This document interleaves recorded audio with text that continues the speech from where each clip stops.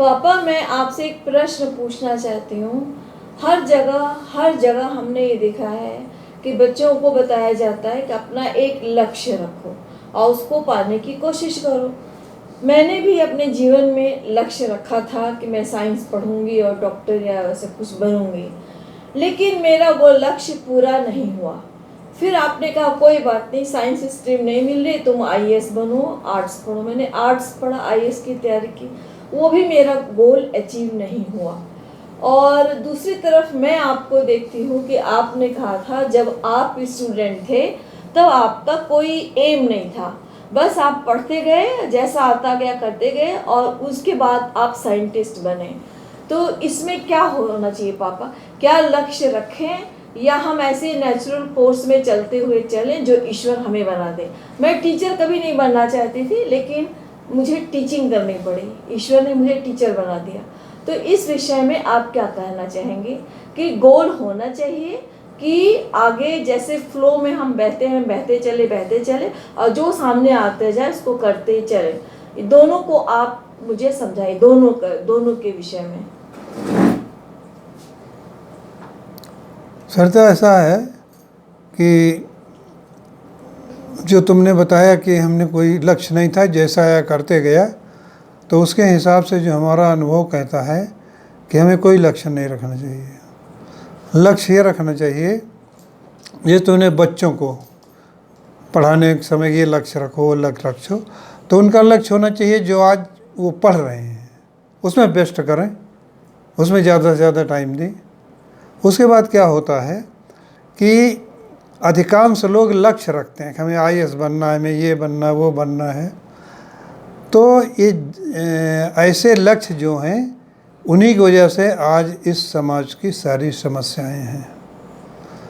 और जो हमने अनुभव किया कि लक्ष्य मतलब जो काम हमारे सामने आ जाए वही लक्ष्य है, उसको आप बेस्ट पॉसिबल करने की कोशिश करो। और ये गीता शास्त्र के शिक्षा के अनुसार स्वधर्म पालन में आता है। भाई देखो, हम लोग कोई अपने आप दुनिया में तो आए नहीं हैं, है कि नहीं? किसी काम से आए हैं। तो काम क्या है? वो गीता के अनुसार स्वधर्म पालन है। और स्वधर्म पालन क्या है? जो काम आपके पास स्वतः आते जाएं।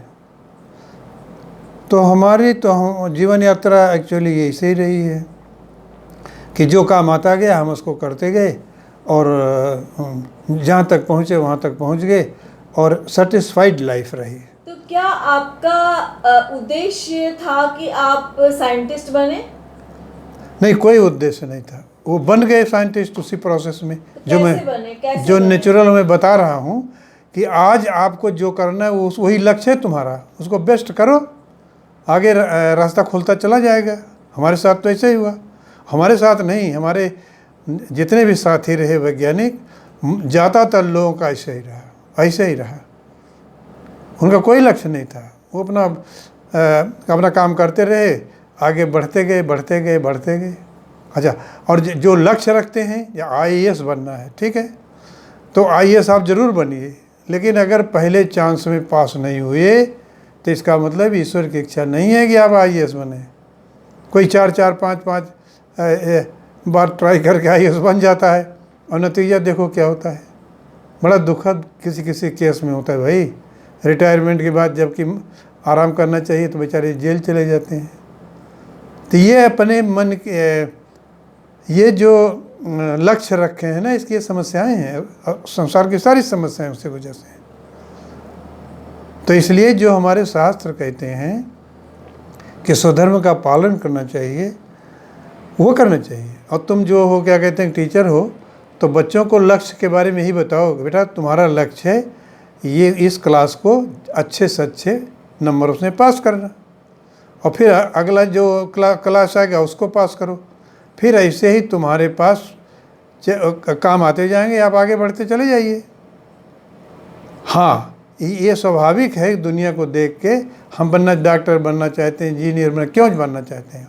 पैसे के लिए बनना चाहते हैं, ठीक है, आप बनिए, लेकिन एक बार प्रयास कर लिया, नहीं हुआ, इट मीन्स प्रकृति नहीं चाहती। इसके लिए आपको नहीं दुनिया में भेजा गया है, किसी और पर्पस से भेजा गया है। इसके लिए स्वाध्याय की आवश्यकता है, अपने शास्त्रों की या गाइडेंस की, जो हमारे शिक्षक हैं अध्यात्म जगत के। तो लक्ष्य के मामले में तो हमारा अनुभव यही कहता है कि अब गाँव में चली जाओ, देखो कितने लोग हैं वो खेती करते हैं, बहुत बढ़िया जीवन जी रहे हैं। कम हैं ऐसे जो कि जैसे आया करते गए, लेकिन they are very happy, I find. हमारे रिसर्च में तो यही आया है, जहाँ आपने कोई लक्ष्य बनाया और उसको पूरा करने के लिए जैसे भी जो लंदन करना पड़ा, तो उन्हें परेशानी है। तो बच्चों को ये बताओ, बेटा तुम्हारा काम है पढ़ाई करना, और आगे जैसे जैसे मौका लगे आप जाइए, और मतलब उसमें अच्छा करते जाइए, रास्ता मिलता चला जाएगा।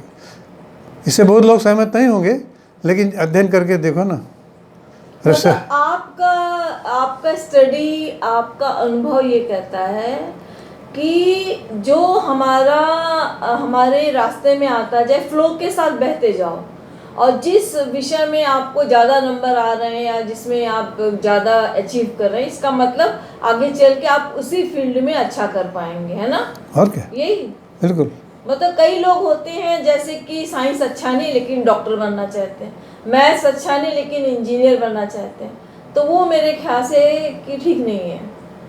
जिस क्षेत्र में तुम्हें सबसे ज़्यादा नंबर आ रहे हैं, इसका मतलब तुम उसके लिए बेस्ट, है ना पापा? ऐसा लगता है आपको क्या? ऐसी परिस्थितियां बनती जाती हैं सरता, आदमी वो बढ़ता चला जाता है, लेकिन अगर वो अपनी इच्छा से चलेगा तो समस्याएं संसार की सारी समस्याएं इसी वजह से हैं। जरा विचार करके देखो ना। इसका मतलब जो जैसा आए स्वधर्म का पालन करते, और क्या, आज का दिन आपका सफलतापूर्वक और निष्ठापूर्वक बीतना है। जो काम हाथ में है उसको करो, और यही अगले दिन इसकी निरंतरता बढ़ जाएगी, अब आगे बढ़ते चले जाएंगे।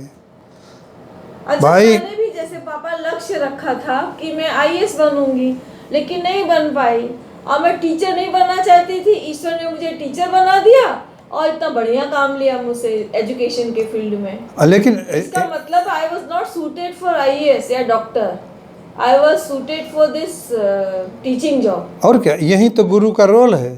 तुम्हें क्या कहते हैं कि सदगुरु मिल गए और तुमको गाइडेंस मिल गई है कि सरता तुम आईएएस बनकर क्या करोगी, तुम टीचर बनो, और तुम टीचर बनी हो, I think you have lived satisfied life, है कि नहीं? तो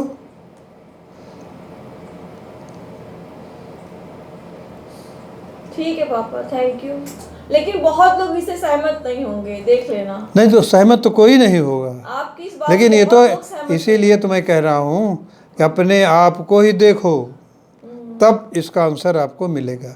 दुनिया को देखोगे, इनको उनको उनको उनको, तब तो जो है देख रहे हो समाज में, अध्यात्म है ये। ठीक है पापा, धन्यवाद।